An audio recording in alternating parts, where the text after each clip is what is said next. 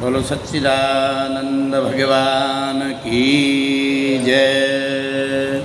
बोलो श्री कृष्ण भगवान की जय।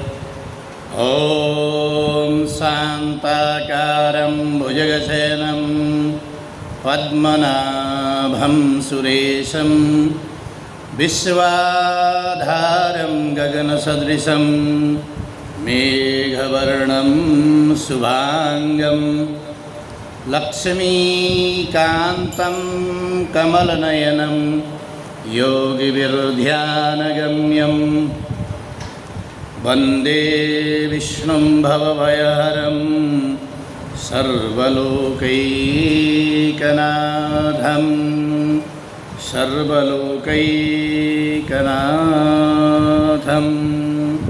श्री परमात्मने नमः। श्री विष्णवे नमः। श्री विष्णवे नमः। परम मंगलमय परात्पर परम अखिलेश्वर भगवान श्री सच्चिदानंद के मुखारविंद से प्रस्फुटित यह श्रीमद् भगवत गीता महाभारत के अंश के रूप में यह श्रीमद् भगवत गीता है। यह गीता में 700 श्लोक है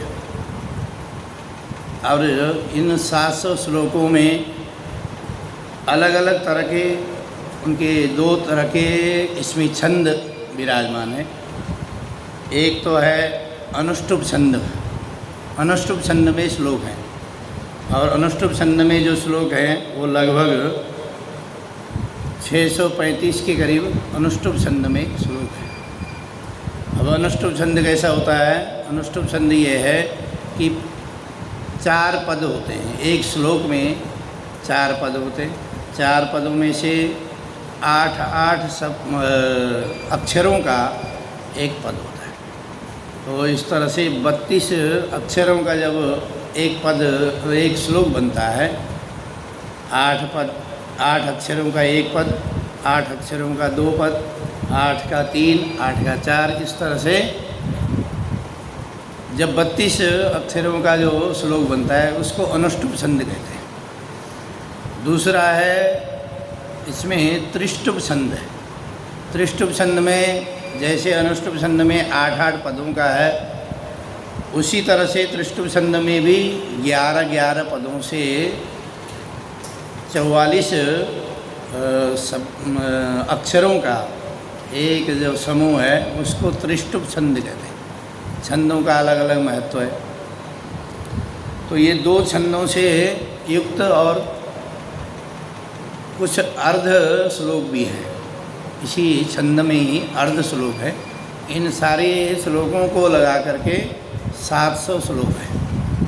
इन 700 श्लोकों में भगवान की दिव्य वाणी जो महाभारत युद्ध के मध्य में युद्ध प्रारंभ होने से पहले अर्जुन जी के प्रार्थना पर, अर्जुन जी को जब विषाद हुआ तब भगवान ने जो अपनी दिव्य वाणी के द्वारा ज्ञान का सदुपदेश दिया वह इसमें समाहित है। अब हम भी आज से प्रयास कर रहे हैं कि यथामति यथागति हम लोग भी समझने का प्रयास कर सकते हैं, जबकि इसके प्रत्येक एक पद में, एक अक्षर में अनंत अर्थ समाये हुए हैं। एक अक्षर में, एक पद में अनंत अर्थ इसके समाहित है। और हमारे ऋषियों ने, हमारे संतों ने, हमारे पंडितों ने, ब्राह्मणों ने और आचार्यों ने इसका अलग अलग तरह से विवेचन करने का प्रयास किया। जिसको जैसा स्वाद अनुभव हुआ उस हिसाब से उसका विवेचन करने का प्रयास किया गया। लेकिन हम ये लगा के चलें कि हम पूर्ण रूप से विवेचन करने में सामर्थ्य है, तो ऐसा कोई भी सामर्थ्य नहीं होगा। और यह भगवान की दिव्य वाणी है, तो भगवान की वाणियों को समझना और उसको पूर्ण रूप से विवेचन करना सामर्थ्य से परे। फिर भी हम अपनी तरफ से प्रयास करते हुए इसमें यथामति इस गंगा में स्नान करने की, ज्ञान गंगा है, ज्ञान गंगा में स्नान करने का प्रयास करेंगे। तो इसमें जो मुख्य रूप से जो प्रारंभ में गीता के प्रथम अध्याय के प्रथम श्लोक में ही जो वर्णन है, वहीं से पता चलता है कि ये जो ग्रंथ है, इस ग्रंथ में धर्म का ही विवेचन है। अलग अलग तरह का धर्म होता है। हमारे जो जीवन में हम लोग जो व्यवहारिक जीवन में जो धर्म का अनुसरण करते हैं, वह क्या है? कोई पितृधर्म निभाता है, कोई मातृधर्म निभाता है, कोई भ्रातृधर्म होता है, कोई पुत्र धर्म होता है। हम व्यापारिक क्षेत्र में जाते हैं तो वहाँ पर कर्म हमारा प्रधान होता है, कर्मो ही धर्म, तो कर्म हमारा प्रधान हो जाता है। इसी तरह से धर्म की विवेचना प्रारंभ के प्रथम श्लोक में ही धर्म की विवेचना की है। तो इस तरह से अब धर्म है क्या, धर्म है क्या, ये समझने वाले विषय है। जो पांडव पक्ष जिस युद्ध के मध्य में यह गीता का सदुपदेश भगवान ने किया, वह मुख्य रूप से है क्या? वो कह रहे कि धर्म क्षेत्रे पहले श्लोक में कह रहे धर्म क्षेत्रे कुरुक्षेत्रे समवेतायुत्सव मामकाः पांडवाश्चैव किं कुर्वत संजय। यहाँ धृतराष्ट्र के द्वारा प्रथम श्लोक में ही उच्चारण किया गया, क्योंकि यहाँ से प्रारंभ इसलिए है कि भगवान ने यहाँ पर उच्चारण नहीं किया, लेकिन कहीं न कहीं भगवान की निर्देश के अनुसार ही यह धृतराष्ट्र के मन में विचार आया कि युद्ध के क्षेत्र में हो क्या रहा है। लेकिन इसमें आचार्यों ने जो अलग अलग मत दिए हैं, उसके अनुसार यह है कि जहाँ धर्म उच्चारण किया गया तो वहीं यह स्पष्ट रूप से निर्देशन हो गया कि धर्म की ही जय होगी। इसीलिए जब 18वें अध्याय में हम लोग पढ़ते हैं तो उसमें आता है कि यतो धर्मस्ततो जय, जहाँ धर्म होगा वहीं जय होगी। और महाभारत के युद्ध में भी ऐसे ही है। जब कौरव पक्ष में भी धर्म उपस्थित है, कौरव पक्ष में विदुर जी के रूप में धर्म है और पांडव पक्ष में भी धर्म है। पांडव पक्ष में कौन धर्म है? धर्मराज युधिष्ठिर साक्षात है। अब दोनों में अंतर क्या है?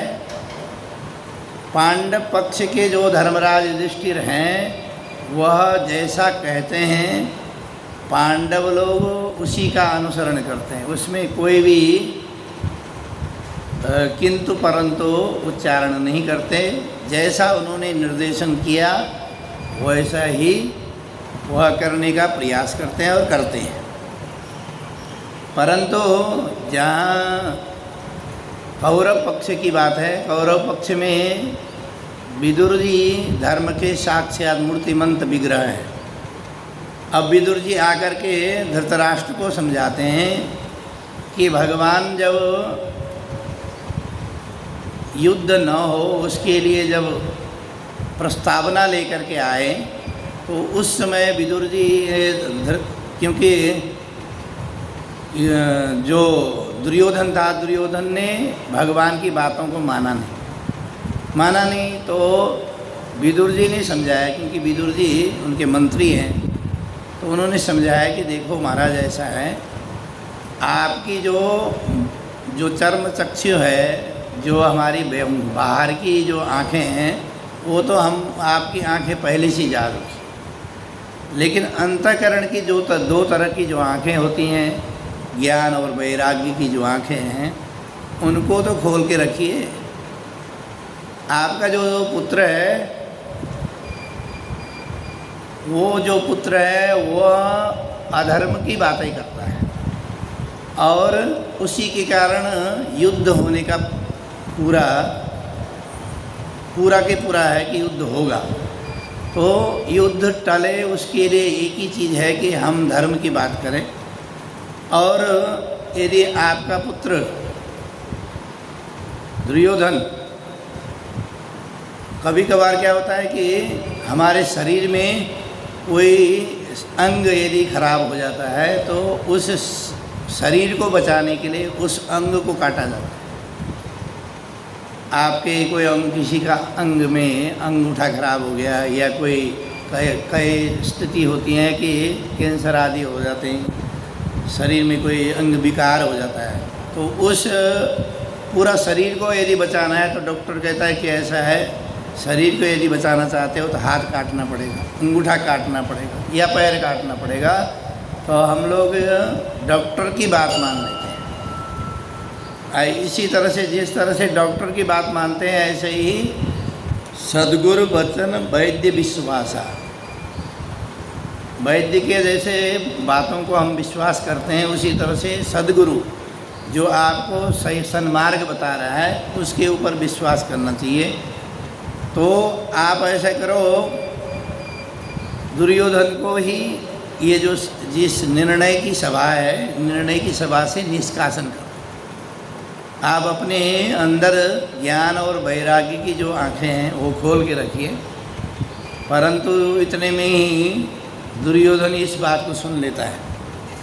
दुर्योधन जब बातों को सुनता है तो वो एकदम आग बबूला हो जाता है। वो कहता है कि तुम दासी पुत्र हो, दासी पुत्र होकर के हमारे टुकड़ों में पड़ने वाले, तुम्हारे कैसी हिम्मत होगी कि ये मेरे को सभा से निष्कासन करने के लिए बोल रहे हो, यह निर्णय मेरा है।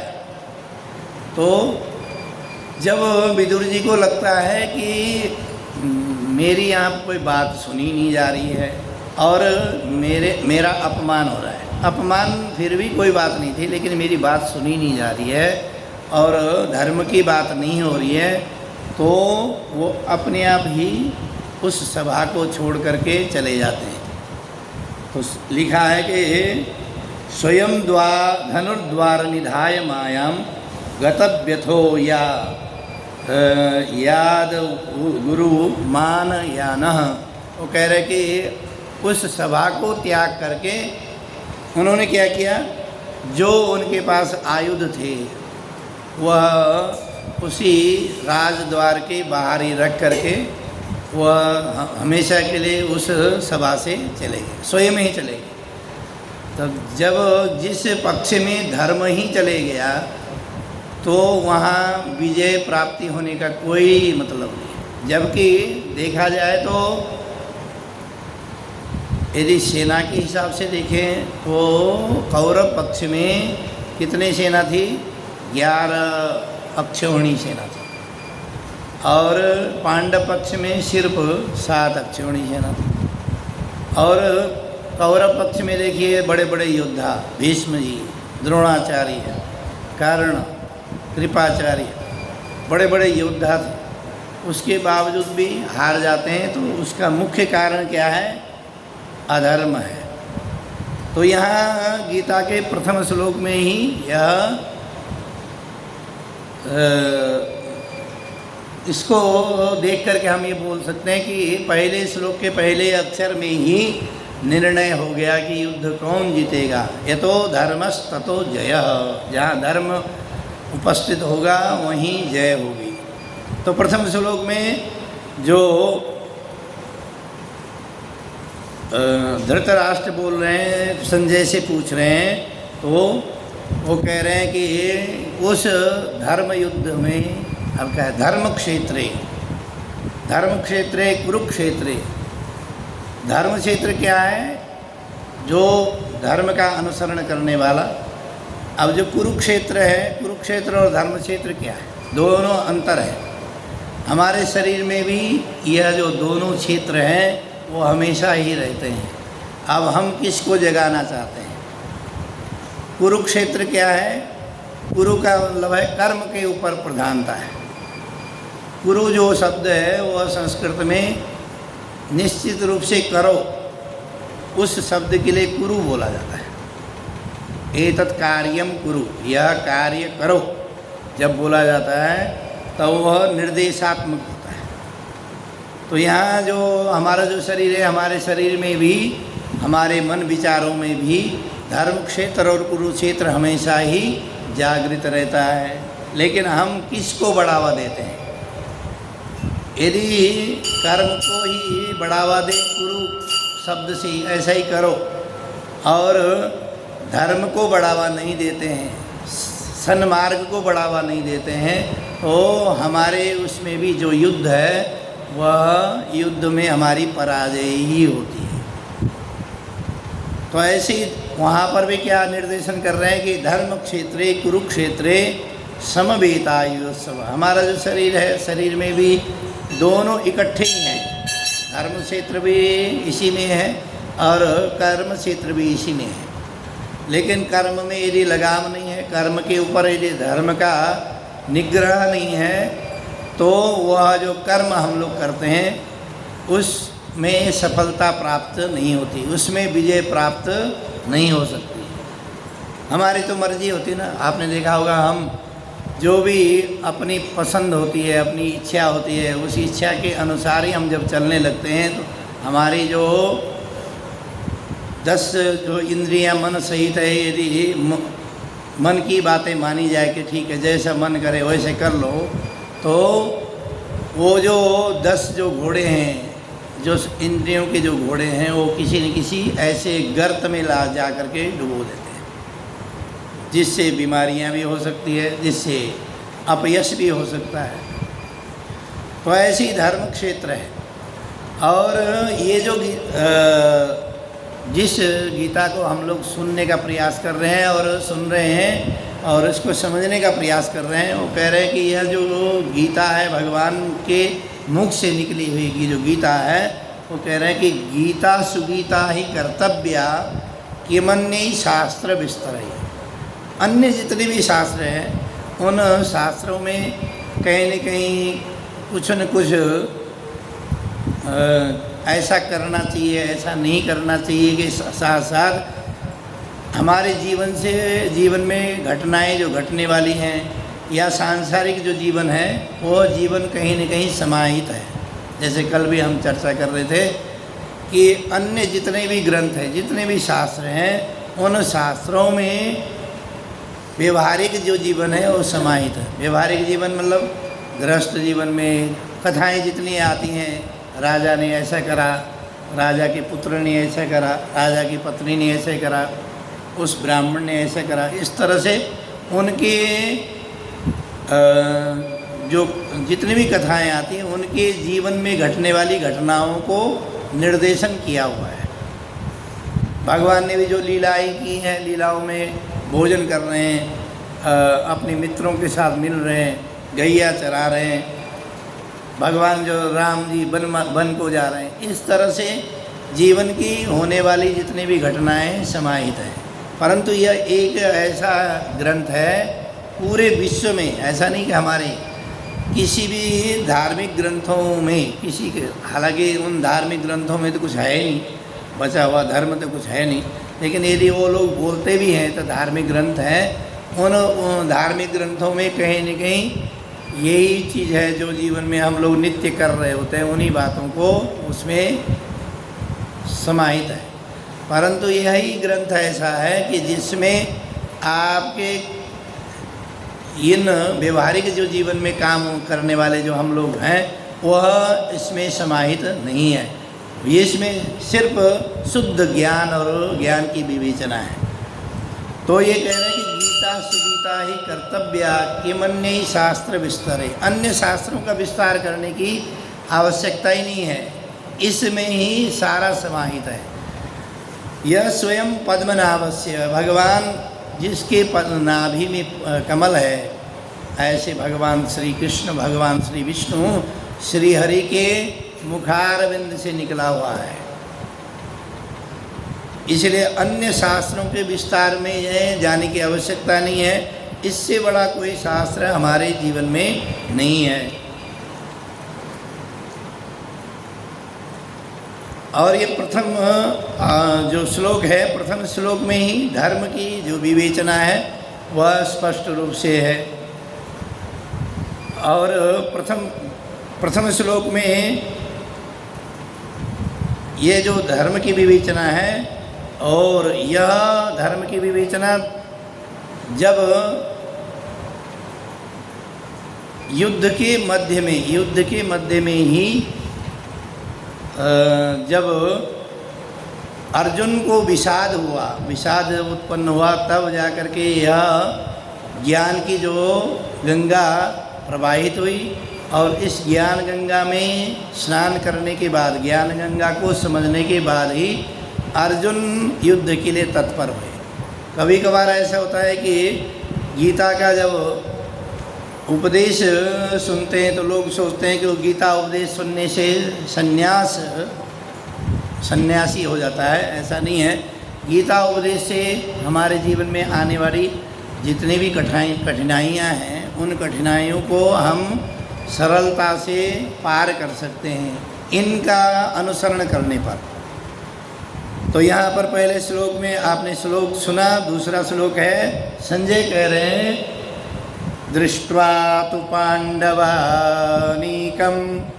व्यूढं दुर्योधनस्तदा आचार्यमुपसंगम्य राजा वचनमब्रवीत्। वो कह रहे हैं कि विशाल पांडवों की सेना और इधर कौरवों की सेना के बीच में जब रथ जाकर के रुका, तो सबसे पहले यहाँ पर थोड़ा सा डर दिखता है। यहाँ जो श्लोक है उससे कह रहे हैं कि व्यूढ़म दुर्योधनस्तदा आचार्यमुपसंगम्य राजा वचनमब्रवीत्। वहाँ पर बड़े बड़े श्रेष्ठ व्यक्ति खड़े हैं।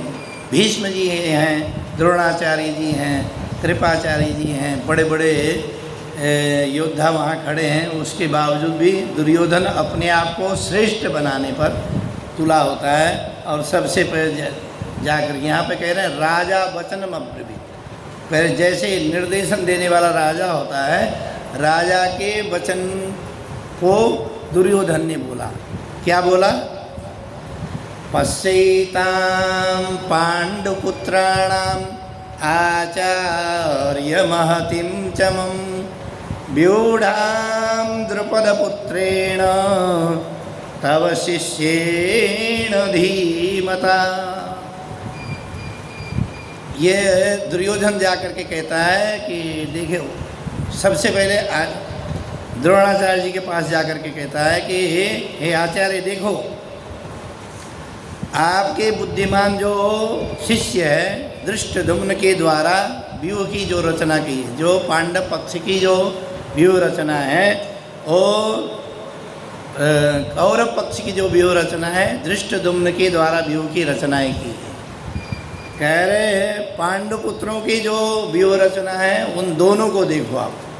वो वहाँ तुलनात्मक दृष्टि से, क्योंकि जब आदमी कोई किसी युद्ध में घबराया होता है, युद्ध में डर लगता है, या युद्ध में ये सोचता है कि मेरे से बड़ा कोई नहीं है, तब जाकर के तुलनात्मक दृष्टि से एक दूसरे की तुलना करता है कि भाई जो हम दोनों को देखो जी, इधर यह जो युद्ध में खड़े हुए जो वीर हैं, जो व्यूह की रचना है, और धृष्टद्युम्न के द्वारा जो व्यूह की रचना है वो कितनी श्रेष्ठ है। कहीं न कहीं तुलनात्मक दृष्टि से एक दूसरे की तुलना करता है। या ये भी हो सकता है कि उसके मन में भय हो, भय होने पर आदमी ये दिखाने का प्रयास करता है कि मैं श्रेष्ठ हूँ, ये कमज़ोर है, जबकि दूसरा पक्ष कमज़ोर है नहीं है, वो तो युद्ध होने के बाद ही परिणाम जब निकलेगा तभी पता चलेगा, लेकिन वो पहले से ही ऐसी बात करता है। और फिर उसके बाद क्या कह रहा है? अत्र शूरा महेश्वासा भीमार्जुन समायुधि ययुधानो विराटस्य द्रुपदस्य महारथ। अब वहाँ अब जो अभी में हम बात कर रहे थे कि कहीं न कहीं वो घबराया हुआ है, कहीं न कहीं युद्ध से उसको डर लग रहा है कि अब क्या होगा, परिणाम क्या होगा। परिणाम उसके जैसा वो सोच रहा है वैसे उसके विपरीत निकलने वाला है, ऐसा भी उसके मन में आ रहा है। उसका साफ स्पष्ट निर्देशन अगले श्लोक में है। अगले श्लोक में कह रहा है कि अत्र सूरा महेश्वासा भीम अर्जुन समायुधि। कह रहे कि भीम अर्जुन जैसे ऐसे योद्धा उसमें खड़े हैं। और येयुधानो विराटश्च, विराट येयुधान विराट द्रुपद और सभी महारथी उस तरफ खड़े हैं। उस तरफ की बातें हैं वो ज़्यादा कर रहा है। पहले शुरुआत में, यदि शुरुआत में आप दूसरे पक्ष की बात कर रहे हो तो इसका मतलब दूसरा पक्ष आपको मजबूत दिखाई दे रहा है, इसलिए दूसरे पक्ष की बात आप कर रहे हो। कह रहे दृष्ट, आगे फिर कहता है दृष्ट केतुश्च कीतानः काशीराजश्च वीर्यवान् पुरुजित कुन्तिभोजश्च शैब्यश्च नरपुंगवः। दूसरे पक्ष में कौन कौन और हैं? कह रहे कि दृष्ट केतु, चेकीतान, वीर्यवान और काशीराज, पुरुजित, कुंती भोज और नरपुंगव और शैब्य, इस तरह से और बड़े बड़े योद्धा खड़े हैं। उधर की योद्धा की बात कर रहा है। युधामन्युश्च विक्रांत उत्तमौजाश्च वीर्यवान सौभद्रो द्रौपदेयाश्च सर्व एव महारथा। कह रहे उधर और भी जो महारथी खड़े हैं वो कौन कौन हैं? कह रहे हैं कि विक्रांत, युधामन्यु और वीर्यवान, उत्तमौजा, सौभद्र, सुभद्रा के जो पुत्र अभिमन्यु हैं, और द्रौपदेयाश्च, द्रौपदी के जो 5 पुत्र हैं। इतने बड़े बड़े महारथी उस तरफ से खड़े हैं।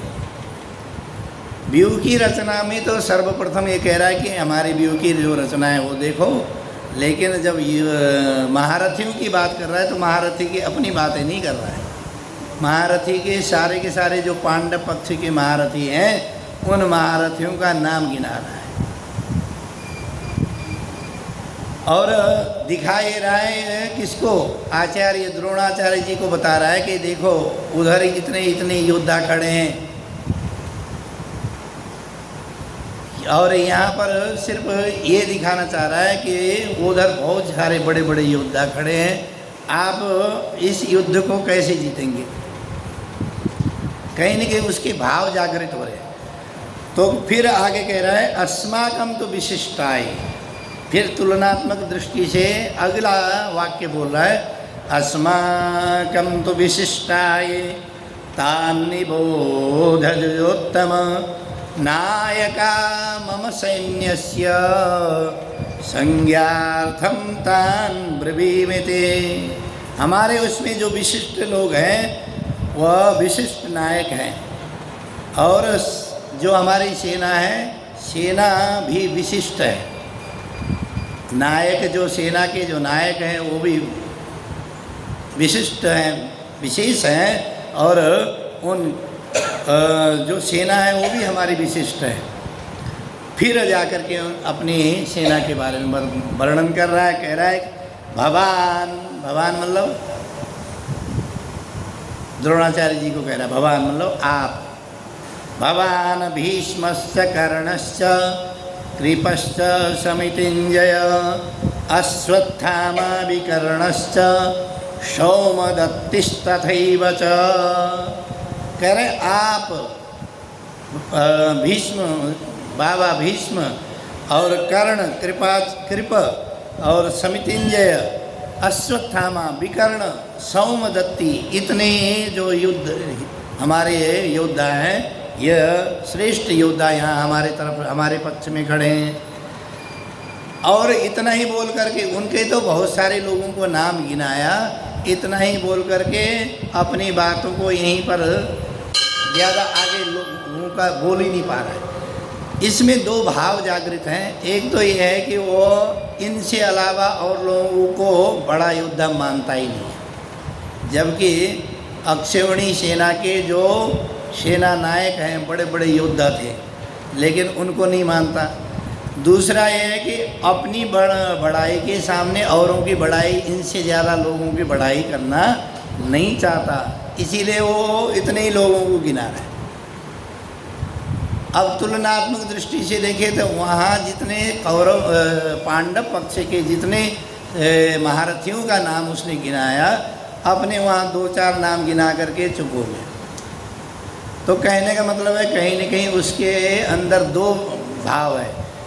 एक भाव तो ये कह सकते हैं कि वह ये इतने ही लोगों को अपने वहाँ श्रेष्ठ मानता है, अपना पलड़ा उसका हमेशा कमज़ोरी नज़र आ रहा है, इससे अलावा महारथी नज़र नहीं आ रहे। दूसरा ये है कि अपने सामने किसी को भी बड़ा, जब उनकी आपने देखा होगा, हम किसी की भी बड़ाई जब करते हैं, जो हमसे बड़ा होता है उसकी बड़ाई करने लगते हैं। किसी भी क्षेत्र में बड़ाई, जो बड़ा होता है उसी की बड़ाई करते हैं। जैसे आपने देखा होगा, हम लोग पूर्ण रूप से ज्ञानी नहीं हैं, किसी न किसी विषय का ज्ञान होता है। हमारे को इस धार्मिक क्षेत्र का ज्ञान है तो आपको ये लगता है कि चलो इनको ये कैसे नॉलेज है, लेकिन हमारी यदि घड़ी ख़राब हो जाए तो घड़ी वाले के पास जाएंगे, हम घड़ी कितना ही ठीक करने की कोशिश करें, घड़ी ठीक नहीं हो सकती, तो घड़ी वाले के पास जाएंगे तो वो 2 मिनट में घड़ी ठीक कर देता है। तो हमारे लिए, घड़ी के लिए वो व्यक्ति हमारे से श्रेष्ठ हो गया ज्ञान के मामले। और कार का जो मैकेनिक है, जो अनपढ़ है, अंगूठा छाप है, उसको लिखना पढ़ना कुछ आता नहीं है, लेकिन हमारी कार ख़राब हुई तो हम उसके पास गए और उसने 2 मिनट में ही ठीक करके दे दिया। उसको समझ में आ गया कि कहाँ से समस्या थी। तो ज्ञान के मामले में वो हमसे श्रेष्ठ है। तो यहाँ पर युद्ध के मामले में वो अपनी को, वो जो अन्य जो महारथी है उनसे श्रेष्ठ मानता है, इसलिए अपने से इतने ही लोगों को नाम लेकर, जो इतने नाम लिए उसने, 2, 4, 5 नाम जो लिए, उतने ही नाम में वो अपने वाणी को विराम दे देता है। तो कह रहा है कि अन्य च बहवासुरा, अन्य लोगों का तो ऐसे ही नाम लेता है, कहता है अन्य च बहवासुरा मदर्थे त्यक्त जीविता।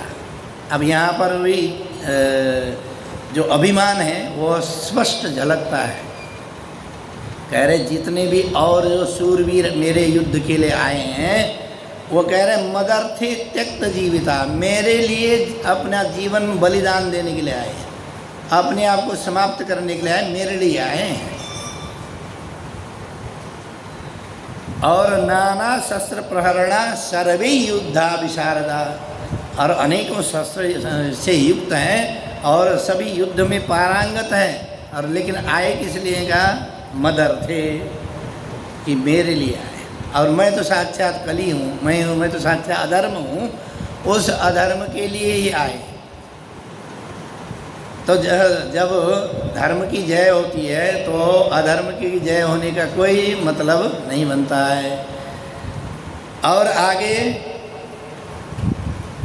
फिर वो विवेचना, फिर से पहले इतनी बात रख करके फिर से युद्ध जो सेना है उनकी सेना की विवेचना फिर से करने लगता है।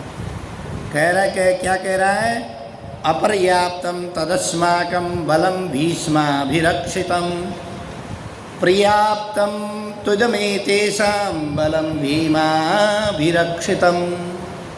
यहाँ पे 2 तरह से, पहले तो उसने जो आचार्य है, द्रोणाचार्य जी हैं, द्रोणाचार्य को संबोधन किया, कहा कि ये इतने वीर हमारे तरफ है, इतने वीर पांडव पक्ष में हैं, इस तरह से संबोधन करके पहले बताया।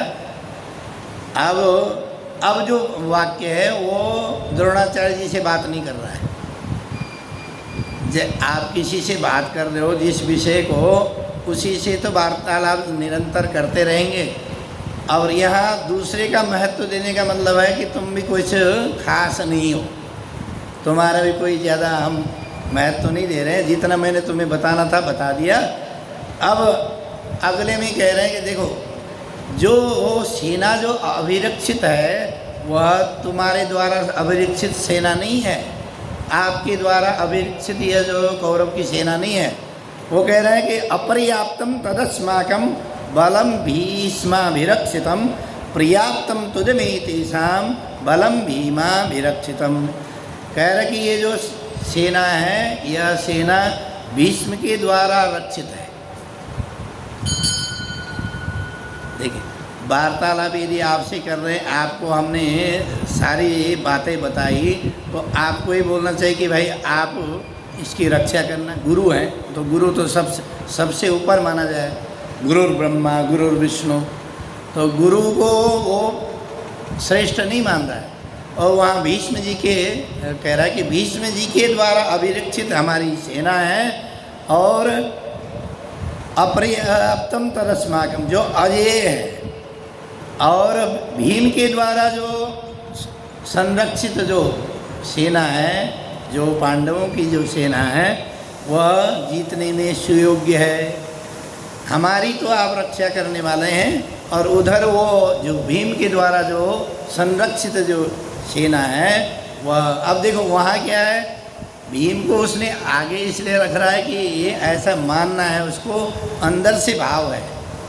यदि हम भी जो हमसे वहाँ श्रेष्ठ कौन है, गदा युद्ध, वैसे तो वहाँ बड़े बड़े योद्धा उधर भी है, भगवान से संरक्षित पांडवों की सेना है, न कि भीम के द्वारा संरक्षित है। लेकिन वो ये मानता है कि भीम मेरे से बल में श्रेष्ठ है, हर क्षेत्र में भीम में से श्रेष्ठ है, इसीलिए भीम के द्वारा संरक्षित सेना बता रहे। अयनेषु च सर्वेषु यथा भागमवस्थिता, अगले श्लोक में अयनेषु च सर्वेषु यथा भागमवस्थिता भीष्ममेवाभिरक्ष्यन्तो भवन्तः सर्व एव हि। कह रहे, दुर्योधन कह रहा है कि भीष्म जी जैसे यह जो सेना है वह भीष्म जी के द्वारा अभिरक्षित है, और दूसरी जो सेना है वो भीम के द्वारा अभिरक्षित है, और इसीलिए भीष्म जी ही प्रमुख हैं, ऐसा उसका भाव वहाँ जागृत होता है। तस्य संजयन् हर्षं कुरुबद्ध पितामह सिंहनादं विनद्योच्चै शंखं ददमौ प्रतापवान। जैसे ही जब वो सेना का विवेचन किया, तो सेना का विवेचन करने पर भीष्म जी के द्वारा शंख की जय ध्वनि प्रारंभ हो गई। अब यहाँ यदि हम विचार करके रखें, यदि तुम अपने आप को इतना बड़ा राज्य मान रहे थे, तुम्हारा ही निर्देशन मानने वाली ये सारी जो सेना थी, सारा सेना नायक सभी तुम्हारी बात मानते, तो भीष्म जी शंख क्यों बजाते? भीष्म जी ने बीच में ही शंख बजा दिया, और अभी वो बात कर ही रहा है, बता रहा है कि ये चीज़ है। दूसरी बात क्या है, भीष्म जी ने जहाँ द्रोणाचार्य जी से वार्तालाप कर रहा है, भीष्म जी की प्रशंसा कर रहा है, तो जिसकी प्रशंसा की गई है वो तो अपने आप को श्रेष्ठ मान करके शंख बजाएगा। यदि मान के चलो हम भी किसी कार्य के लिए लगे हैं, उस कार्य में किसी व्यक्ति का निर्देशन किया जा रहा है कि ये ऐसा है, ये ऐसा है, सभी का परिचय दिया जा रहा है, इसी बीच में हम किसी को श्रेष्ठ बता देते हैं, तो वो अपने कार्य के लिए कहेगा चलो चलो काम करो। ऐसे ही यहाँ पर भी भीष्म जी जब शंख का उद्घोष करते हैं, कह रहे कि तस्य संजयन हर्ष कुरुबद्ध पितामह। पितामह जो कुरुवंशीय जो पितामह भीष्म है, उनके हृदय में हर्ष का उल्लास हुआ, और सिंहनादम विनद्योच्चै शंखम ददमौ प्रतापवान।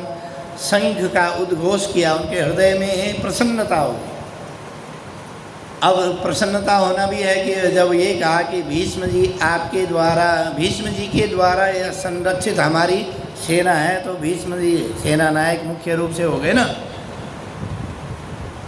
तो इस तरह से दुर्योधन अपने वचनों को बोलता है, वचनों को सुन करके भीष्म जी शंख उद्घोष करते हैं।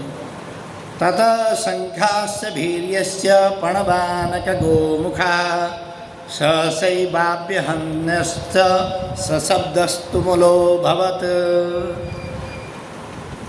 उस तरह से इसके पश्चात शंख की जो उद्घोष है, शंख के उद्घोष के साथ ही प्रणवानक गोमुखा, कह रहे कि ढोल मृदंग नगाड़े आदि साथ में बजने लगे।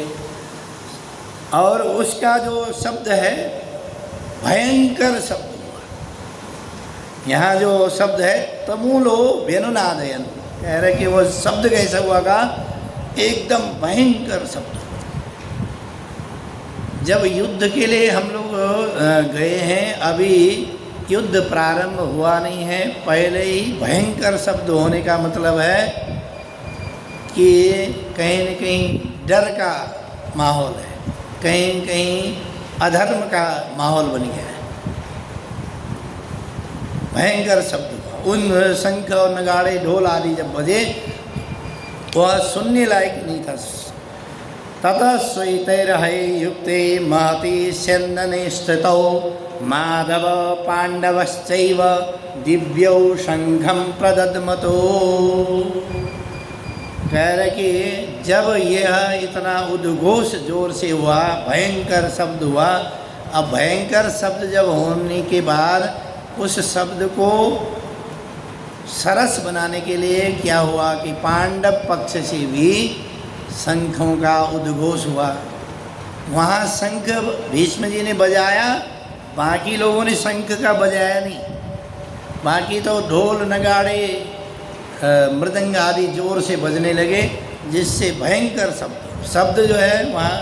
अब इससे ये भी होता है कि एक शकुन शास्त्र होता है। शकुन में क्या है कि जिस कार्य को हम लोग कर रहे हैं उस कार्य में प्रसन्नता है, उस कार्य में अच्छा शब्द हमें सुनाई देता है, तो वह हमारे जीवन के लिए सुकून होता है, मतलब अच्छा होने वाला होता है। और यदि वहीं शब्द में कहीं न कहीं बाधा आई, शब्द में अच्छे शब्द नहीं है, कर्कश शब्द है, वाणी सुकोमल नहीं है। अब देखिए कौवा और जो कोयल होती है, दोनों के यदि रंग को देखें तो एक जैसी होती है, आकार में थोड़ा बहुत भिन्नता होती है, रंग एक जैसी होती है। कौवा यदि 2-4 बार काँव काँव करने लगे हम लोग भगा देते हैं, लेकिन वही कोयल बढ़िया शब्द सुनाती है तो हम लोग और मीठा जो सुर है उसको सुनने का प्रयास करते हैं, और कहाँ से बोल रही है उस तरफ हमारा ध्यान आकर्षित हो जाता है। यहाँ पर भी इसी तरह से है कि 2 तरह के जो शब्द हैं, एक तरफ से ढोल नगाड़े का भयंकर शब्द उच्चारण हुआ, और दूसरी तरफ से शब्द कैसे हुआ का, ततः श्वेतैर्है युक्ते, जो सफ़ेद घोड़ों में सफ़ेद घोड़ों के रथ में व्यवस्थित हैं, ऐसे महति चंदने स्थितौ। महति मतलब उत्तम, चंदन बोलते हैं रथ को, ऐसे उत्तम रथ में स्थित भगवान श्री कृष्ण और अर्जुन ने माधव पांडवश्चैव शंखौ दिव्यौ शंखौ प्रदद्मतु। माधव और पांडव, पांडव जो शब्द है यहाँ अर्जुन के लिए ही उपयुक्त है। माधव भगवान श्री कृष्ण जी, और पांडव के तरफ से जो पांडव इसलिए बोला गया क्योंकि पांडु के पुत्र हैं, इसलिए पांडव शब्द जो है अर्जुन के लिए। अर्जुन और श्री कृष्ण जी ने शंखौ प्रदद्मतु, शंख बजाया। और कौन से शंख बजाया, कह रहे पांचजन्यम ऋषिकेशो। पांचजन्य जो नाम का जो शंख है वह शंख अर्जुन ने बजाया। ऋषिकेश जो है अर्जुन का नाम है। कह रहे देवदत्त नहीं, पांचजन्य नाम का जो शंख है वो भगवान ने बजाया, और ऋषिकेश और देवदत्तम धनंजय, धनंजय जो अर्जुन है उन्होंने देवदत्त नाम का शंख बजाया। पौंड्रम ददमो महाशंखम भीमकर्मा वृकोदरः। पौंड्र जो राजा पौंड्र है उन्होंने कौन सा शंख बजाया, देवदत्त नाम भीमकर्मा वृकोदरः। पौंड्रम शंख जो है महाशंख बजाया किसने? भीम जी ने पौंड्र नाम का शंख बजाया। इस तरह से शंखो प्रदमतो पौंड्रम ददमो महाशंखम भीम कर्मा ब्रिकोदर। ब्रिकोदर बोलते हैं भीम जी को।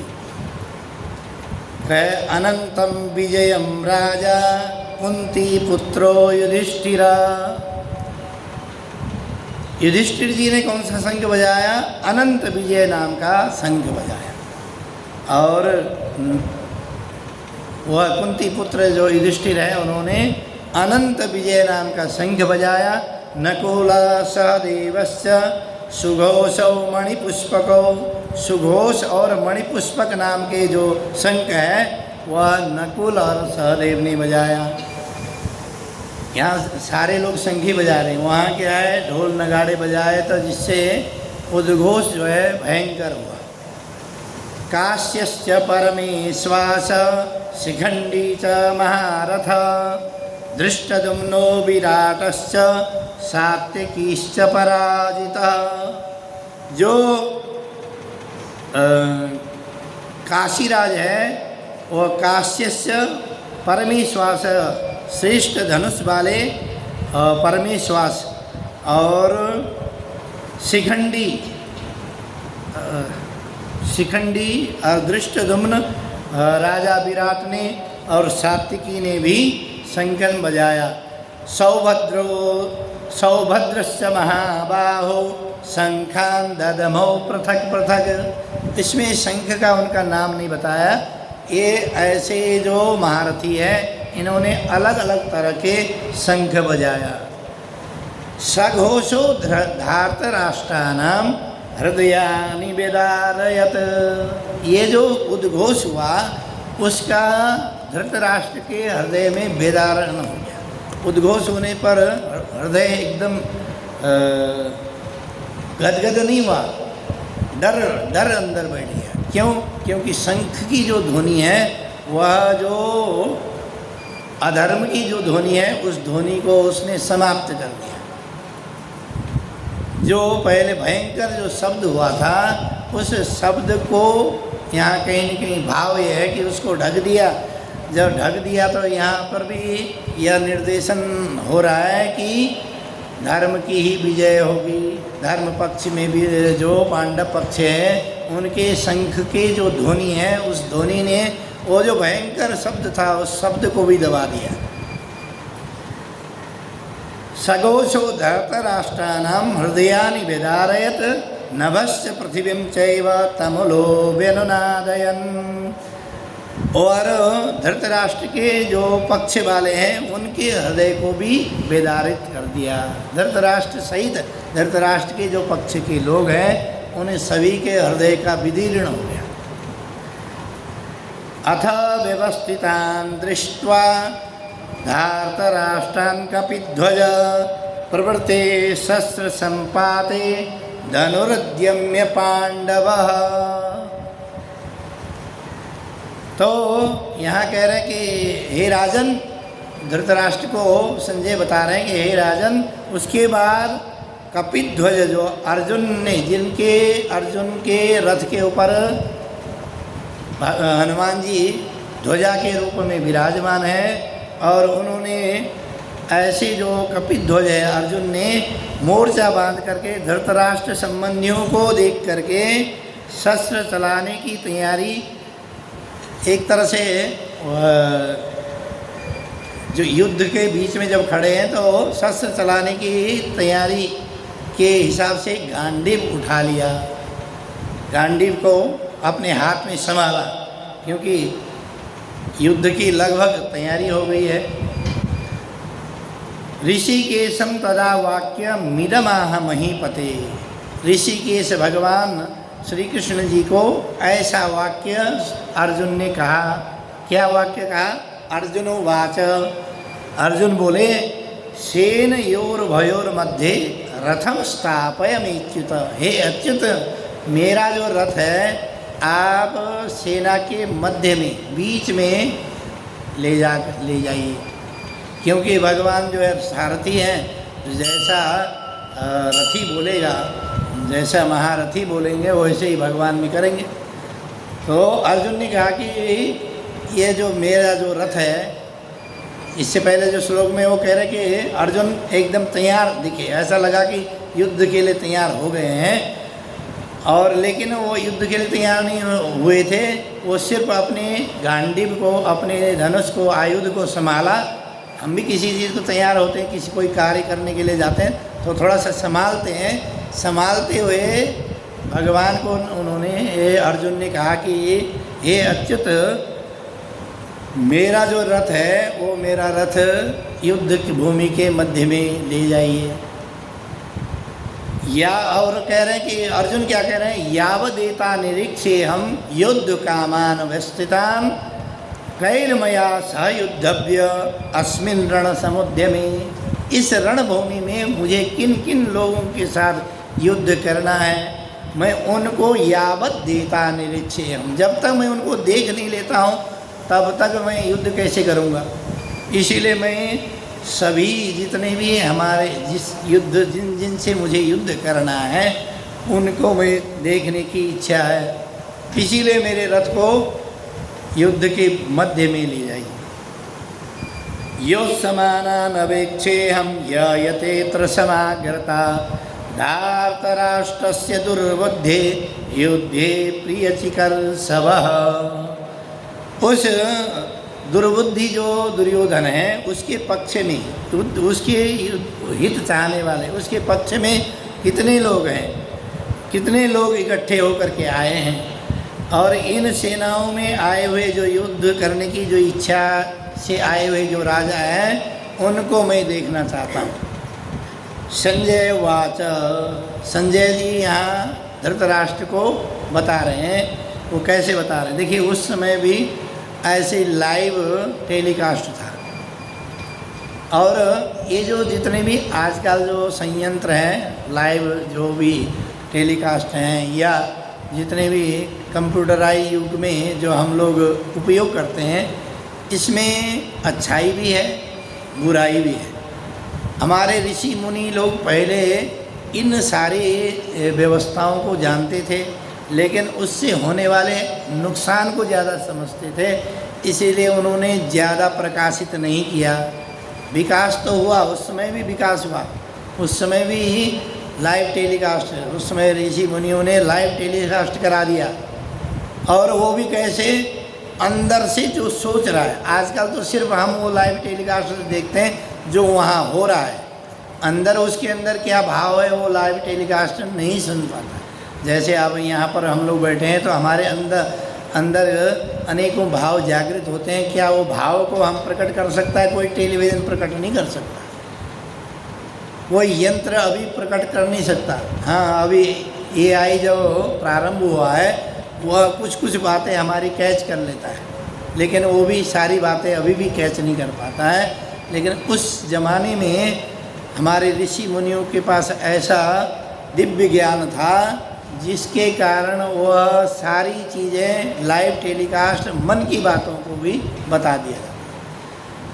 तो कह रहे हैं कि एवं मुक्त्वा ऋषिकेशो गुडाकेशेन भारत।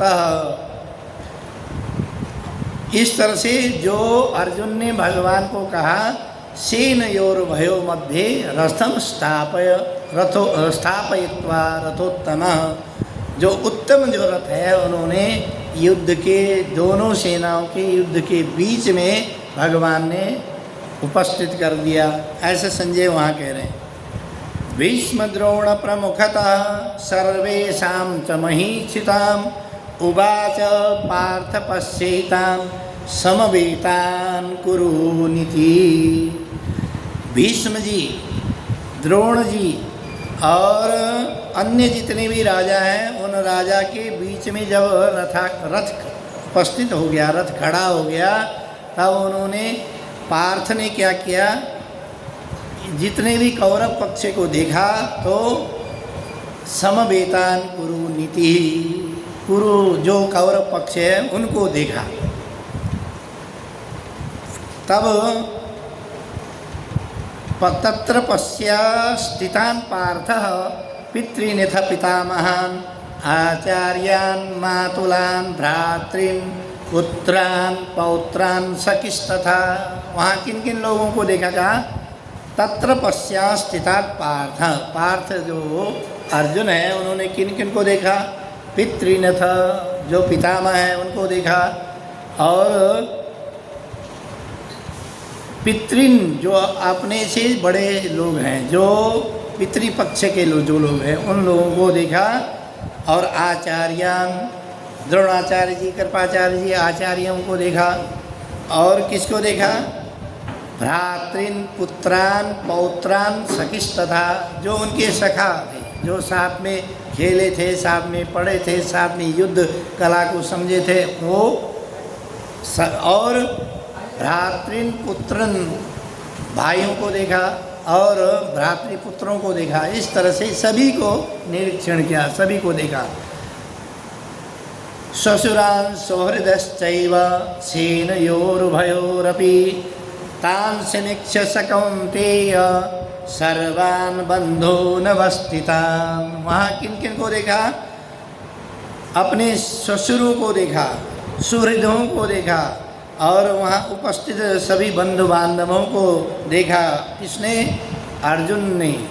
और कृपया परयाविष्टो विषीदन्न मब्रवीत। वो कह रहे हैं कि इन सभी को देखने के बाद उन मन में खिन्नता होगी, और खिन्नता होकर के अर्जुन बोले, क्या बोले? दृष्ट्वैमं सजनं कृष्ण ययुत्सु समुपस्थितं सीदन्ति मम गात्राणि मुखं च परिशुष्यति वेपतुश्च शरीरे मे रोमहर्षं च जायते। वो कह रहे हैं कि मैंने हे भगवान को कह रहे हैं अर्जुन कि भगवान मैंने अपने दृष्टि में स्वजनम कृष्ण, मैंने अपने स्वजनों को देख लिया है। ययुत्सु समुपस्थितम, युद्ध की इच्छा रखने वाले अपने स्वजनों को मैंने देख लिया है। ययुत्सु मतलब युद्ध की आकांक्षा रखने वाले। और इनको देखने के बाद क्या हुआ? वो कह रहे कि सीदंति मम गात्राणि, मेरे जो शरीर है शरीर शीतल पड़ रहा है, और मुखम च परिशुष्यति, मुख सूख जा रहा है, और बेपथुश्च शरीरे में रोमहर्षम च जायते, मेरा जो शरीर है वह कांपने लगा है, और रोमहर्षम च जायते, मेरे रंगोटे खड़े हो जा रहे। ऐसे इन अपने स्वजनों को देखकर, क्योंकि अब जो स्वजन हैं जो युद्ध की इच्छा रखते हुए यहाँ खड़े हैं वहाँ इस युद्ध भूमि में, तो इनको देख करके मेरा शरीर कांपा जा रहा है और मेरा मुख सूख रहा है, और रोमहर्षम च जायते, मेरे अंदर एक रोमांच खड़ा हो रहा है, जिसको हम रंगोटे बोलते हैं, रंगोटे खड़े हो जा रहे हैं। ऐसे गांडीवं संस्कृते हस्तात् त्वच्चैवं परिदह्यते न च शक्नोमि वस्तातु भ्रमतीव च मे मन। मेरा जो मन है वह स्थिर नहीं है, भ्रम का बोलते हैं भ्रमण करना। मेरा जो मन है, मन एक जगह स्थिर हुआ नहीं है। यदि युद्ध जीतना है, युद्ध में कार्य करना है तो स्थिर होकर के काम करना पड़ता है ना। कोई भी कार्य करते हैं हम स्थिर होकर के करेंगे, उसके प्रति हम भाव लेकर के करेंगे, तभी तो उसमें सफलता प्राप्त होगी। नहीं तो अस्थिर मन से जब हम कार्य करते हैं वह सफलता प्राप्त होती नहीं है। तो कह रहे हैं कि गांडीवम संस्ते हस्तात्, मेरे हाथ से गांडीव गिरा जा रहा है। त्वच्चैकम परिदह्यते, जो हमारी जो मेरी जो त्वचा है वह ऐसा लग रहा है कि जल रही हो, परिदह्यते। और न च शक्नोमि वस्तातु, मैं व्यवस्थित होने में सामर्थ्य नहीं हूँ। और भ्रमतीव च मे मन, मेरा जो मन है वो स्थिर नहीं है, अस्थिर है। निमित्तानि च पश्यामि विपरीतानि च केशव न च श्रेयोनुपश्यामि हत्वा स्वजनमाहवे। मैं अपने स्वजनों को मार करके स्वजनम माहवे श्रेयो न पश्यामि, मैं श्रेयस्कर नहीं मानता। अपने स्वजनों को मारना मैं श्रेयस्कर नहीं मानता हूँ। निमित्तानि च पश्यामि विपरीतानि च केशव। जो ये निमित्त है, जिस कार्य से हम यहाँ उपस्थित हुए हैं, युद्ध की कामना से हम यहाँ इकट्ठे हुए हैं, वह विपरीत दिखाई देता है, वह सही दिखाई नहीं दे रहा है। न कांक्षे विजयम कृष्ण न च राज्यम सुखानि च किम नो राज्येन गोविंदम किम भोगैर्जीवितेन वा। कह रहे कि मैं युद्ध की आकांक्षा, विजय की आकांक्षा बिल्कुल नहीं रखता। कह रहे क्यों? नहीं मैं विजय की आकांक्षा रखता हूँ और नहीं मैं राज्य सुख की आकांक्षा रखता हूँ, क्योंकि अपने स्वजन सारे दिखाई दे रहे हैं, इनके साथ ही मुझे युद्ध करना है। युद्ध किस लिए किया जाता है? युद्ध जीता किस लिए जाता है? अपने लोगों की जीवन में अच्छा हो, उसके लिए तो हम लोग युद्ध जीतते हैं। ये जो सांसारिक जो युद्ध हम लोग कार्य करते हैं, ये भी तो युद्ध ही है। प्रतिदिन हम लोग काम करने जाते हैं, किस लिए जा रहे हैं? अपने स्वजनों की अच्छा हो और हमारे परिवारजनों की वृद्धि हो, पुष्टि हो, उस कामना से हम प्रतिदिन का युद्ध करने जाते हैं। अब जब स्वजनों को ही मारना है तो फिर युद्ध करने की क्या आवश्यकता? किम नो राज्येन गोविंदम किम भोगैर्जीवितेन वा। और उससे मुझे क्या प्राप्ति होगी, उससे मुझे जीवित रहने से क्या फल है,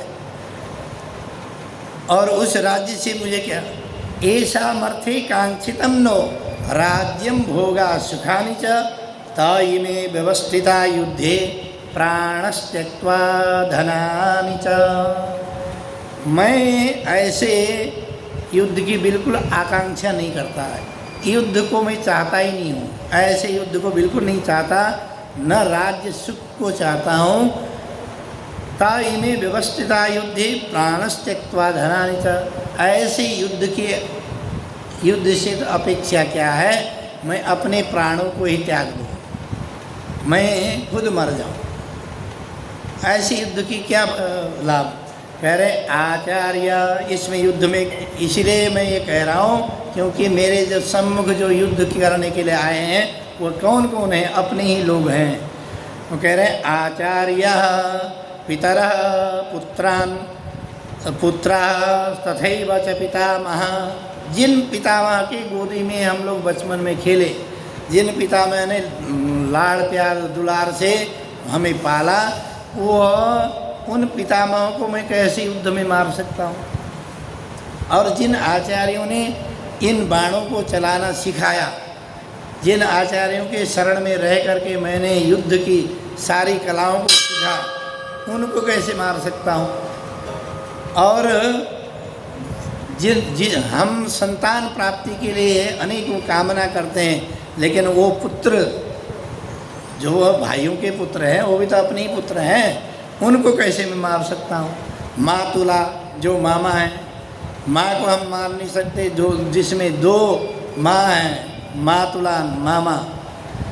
ससुरान जो ससुर हैं, जिनका हम अपने पितरों के साथ तर्पण करते हैं, उन ससुरों को कैसे मार सकता हूँ? पौत्रान जो पुत्र के भी पौत्र हैं, पौत्र के प्रति ज़्यादा हमारा वात्सल्य रहता है, उसके बाद ऐसे को कैसे मार सकता? श्याला संबंधिनस्तथा। उन संबंधियों के लिए तो हम युद्ध जीत लेना चाहते हैं, लेकिन उन्हीं संबंधियों को मैं कैसे मार सकता हूँ? एतान्न हन्तुमिच्छामि घ्नतोपि मधुसूदन। इनको मारने से पाप ही होगा। हे मधुसूदन, इनको मारने से पाप की प्राप्ति होगी। अपि त्रैलोक्य राजस्य हेतु किम न मही कृते। मुझे क्यों तीनों लोगों का राज्य भी हमें प्राप्त हो जाए, तब भी अपने स्वजनों को मार करके उस राज्य प्राप्ति का कोई लाभ नहीं है। निहत्य धार्तराष्ट्रान् का प्रीति स्या जनार्दन। वो जो धृतराष्ट्र के जो पुत्र हैं उनको मारने से का प्रीति से जनार्दन, मुझे क्या प्रीति प्रसन्नता प्राप्त होगी। पापमेवाश्रिये दस्मान हत्वैतान तथायनः, कह रहे कि मुझे पाप के अतिरिक्त मुझे कुछ भी प्राप्त नहीं होगा, क्योंकि इनको मार करके मैं आतताई हो जाऊंगा। जो अपने लोगों को, अपने स्वजनों को मारता है उसको आतताई माना जाता है। आतताई मतलब उग्रवादी, अपने लोगों को मार देते हैं ना। उग्रवादियों का तो कोई धर्म नहीं होता, तो धर्म तो होता है जो उग्रवादी हैं, लेकिन वो उनका कोई मतलब नहीं है, वो अपने परिवारजनों को भी मार सकते हैं। तो कह रहे हैं इसीलिए उसको आतताई बोला जाए। तो मैं तो आतताई हो जाऊंगा अपने लोगों को मारने के कारण। तस्मान्नार्हापयं हन्तुं धार्तराष्ट्रान् स्वबान्धवान् स्वजनं हि कथं हत्वा सुखी न स्याम माधव। हे माधव, मैं अपने स्वजनों को ही मार करके कैसे सुखी हो सकता हूँ। और ये जो धार्तराष्ट्र, जो धृतराष्ट्र जी के जो पुत्र हैं, यह अपने ही तो स्वजन हैं, उन स्वजनों को मार करके मैं सुखी कैसे हो सकता हूँ। यद्यपेते न पश्यन्ति लोभोपहत चेतसा कुलक्षयं कृतं दोषं मित्रद्रोहे च पातकम। यद्यपि लोभ से भ्रष्ट चित्त हुए लोग अपने स्वजनों, अपने लोभ में ही तो होता है ना, लोभ मोह मद मात्सर्य के कारण से अपने लोगों को हम लोग मार देते हैं। भाई किसी को यदि हिस्सा में कोई कमी बेशी हो जाती है तो ऐसे भी होता है, आपने सुना होगा, अपने भाइयों को ही मार दिया, अपने पति पत्नी में पत्नी को मार दिया, पति को मार दिया।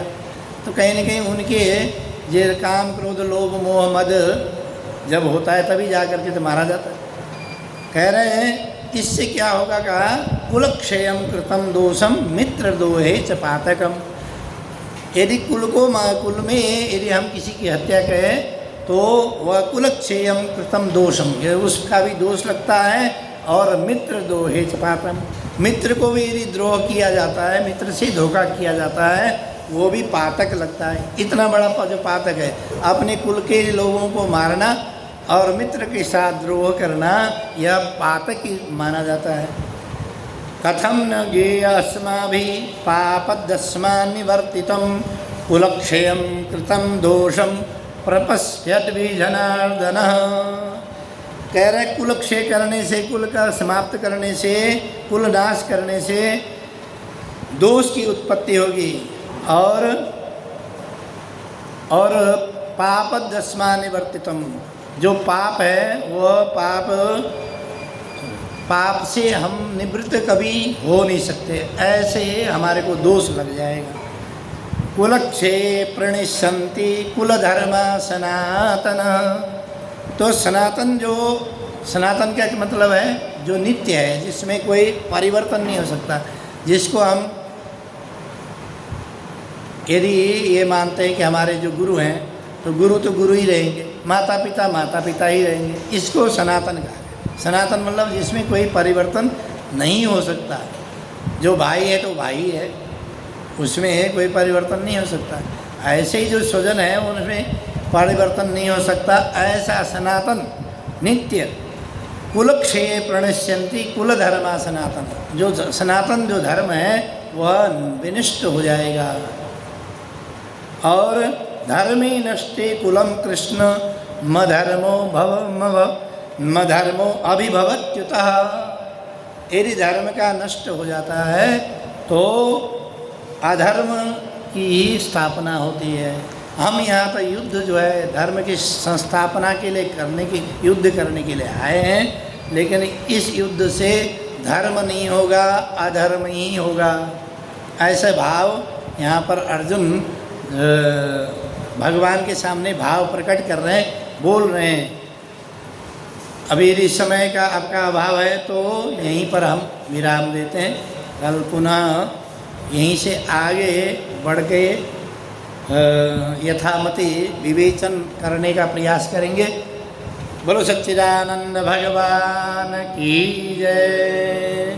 बोलो श्री कृष्ण भगवान की जय। बोलो श्रीमद् भगवद गीता ग्रंथ की जय। ओम नमः पार्वती पतये हर हर महादेव।